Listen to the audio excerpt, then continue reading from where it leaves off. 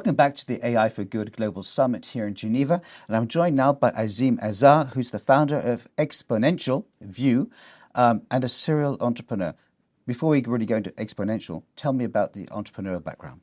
Yeah, thank you so much. I got involved in the internet when it was quite young, back in the early 90s. And I built a couple of companies in that area. They involved machine learning, believe it or not, back about 15 years ago. We'd call that AI today. But back then, the word wasn't in fashion, so we didn't use it.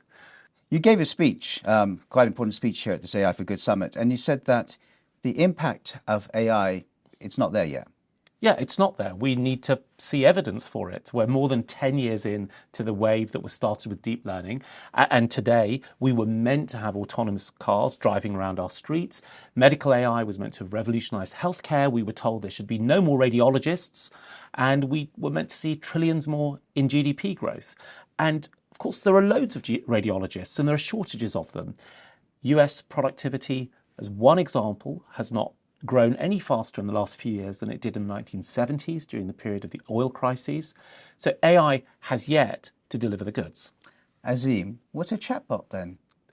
Well, great question. What is a chatbot? So this is the reason why we might start to see some results in the coming few years. In the sense that we have learned, we've practiced, we've done some things at small scale, and now we've got an AI system that lots and lots of people want to use. Hundreds of millions of people are using these chatbots. They're the fastest growing technology in enterprises that we've ever seen.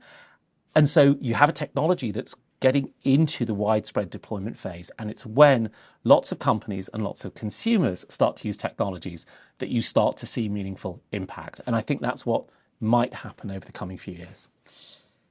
One thing also you are concerned about is that there's too much alarmism about AI. Yes, there is. There's a lot of alarmism. There's alarmism in two different directions. That it's an unalloyed good. It'll turn us into gods. That it will take away our jobs. That it will enslave us. That it will destroy the environment. All of these are very, very extreme words. They're extreme ideas. I think it's really unhelpful for people who are not studied in the field to understand what's going on, to feel comfortable. We actually see this in the data. Edelman is a consultancy. It does a survey of how people feel about technology and how they feel about trust. And in 15 out of the 28 markets they surveyed, mostly the richer countries, people are overwhelmingly negative about AI. And that comes from the stories that they've been told by the technologists and by the policymakers. Well, why would the technologists want to scare us? I think that's a very, very complicated question that plays into people's own sense of purpose, their own sense of self-importance. I think it's also one way of saying what you're doing is really, really important. There's a lot of money behind to be secured through AI over the coming 5 to 10 years. And I think one strategy you can use if you're an entrepreneur is to say, what I'm doing is so important, you need to pay attention to me. The economists and lawyers call that regulatory capture. So I think part of the motivation is very congruent with this idea of regulatory capture. There are risks, to be sure. There are lots of risks. There are lots of serious risks, but it is not the only story about this technology. So what do you say to that catchphrase right now that AI won't replace me, but my colleague who uses it will? I think there's a real risk for companies and for individuals who don't start to use and understand this technology, that they won't benefit from it.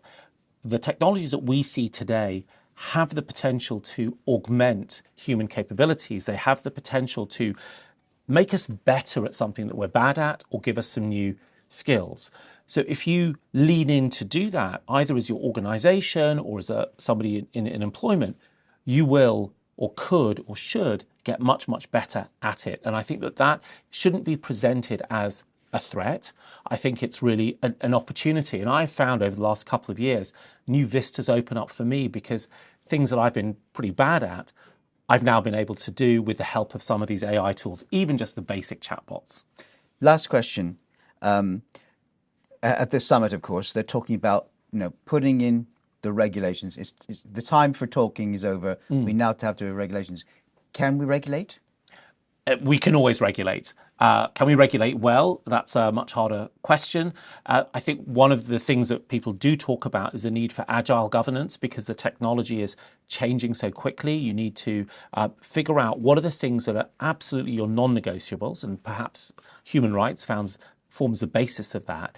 And then you need to build regulatory systems that can be agile and adaptable to the changing shape of the technology. That's harder, but the sense of confidence and competence around that has certainly increased in the years that I've been tracking this. Azeem Azhar, fascinating. We'll see whether what you said is right over the coming years. We obviously won't make that decision today. No, thank you so much. Thank you. And we'll have so much more from the AI for Good Global Summit here in Geneva. Do stay tuned.